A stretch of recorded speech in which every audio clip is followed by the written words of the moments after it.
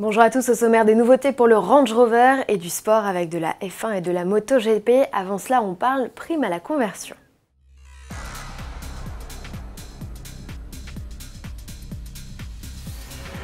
La prime à la conversion est une nouvelle fois victime de son succès. Les 200 000 coups de pouce financiers promis par le gouvernement pour relancer le marché automobile à la sortie du confinement seront épuisés d'ici la fin du mois de juillet, d'après le ministre de l'économie, Bruno Le Maire. Le gouvernement assure qu'il va prolonger la mesure, mais les critères d'attribution seront différents. Un décret doit poser les jalons de la future prime. À date, il permet aux ménages dont le revenu fiscal de référence par part est de maximum 18 000 € de bénéficier d'une aide jusqu'à 5 000 € à condition de mettre au rebut un véhicule essence d'avant 2006 ou un diesel d'avant 2011. Pour ceux qui souhaitent en profiter, notez que le dépôt des dossiers ne sera possible qu'à compter du 31 juillet 2020 à l'adresse ci-dessous. Le Range Rover, fringant cinquantenaire, s'offre quelques nouveautés en cet été 2020. Le chic SUV Land Rover abandonne ses V6 et V8 diesel pour un 6 cylindres en ligne à micro-hybridation. Le mazout de 3 litres de cylindrée se décline en deux niveaux de puissance, 300 et 350 chevaux. Plus efficient, avec une consommation annoncée autour des 9 litres au 100, les blocs restent néanmoins soumis au malus écologique le plus élevé, avec des émissions de CO2 à pas moins de 225 grammes. Mise à prix de ce modèle, 109 000 €. En essence, les Range et Range Sport restent proposés avec un 4 cylindres de 300 chevaux, également décliné en hybride rechargeable avec 400 chevaux.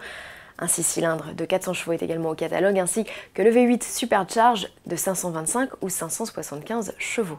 Land Rover complète également la dot avec le système de connectivité Apple CarPlay et Android Auto, une appli Spotify intégrée et un pack d'aide à la conduite comprenant alerte de franchissement de ligne et freinage automatique d'urgence. Et pour fêter dignement son anniversaire, le Range Rover gagne 3 séries spéciales en plus de l'édition 50. Le Range Sport profite également de 3 séries spéciales dont une SVR carbone.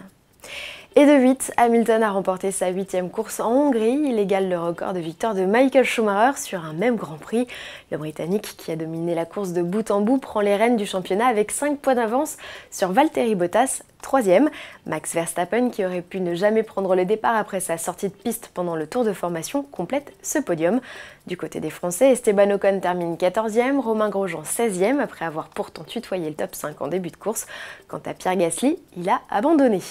Deux clins d'œil pour finir à deux autres pilotes tricolores. Théo Pourchaire, qui après être devenu le plus jeune vainqueur de l'histoire de la Formule 3 en Autriche, s'est offert une nouvelle victoire en Hongrie.